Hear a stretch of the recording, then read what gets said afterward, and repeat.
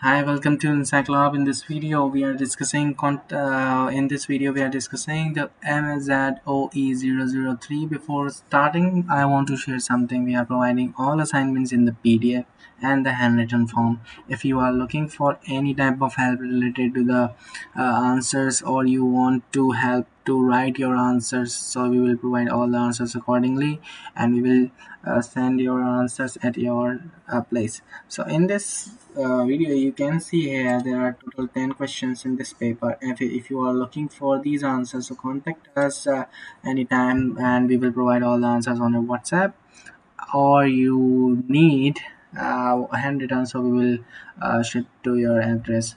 Right now, any other guidance related to the admission, your enrollment and assignments, whichever you want to know about your course, so you can contact us anytime, and we are very glad to help you. Thank you so much for watching. We will meet you soon in the next video.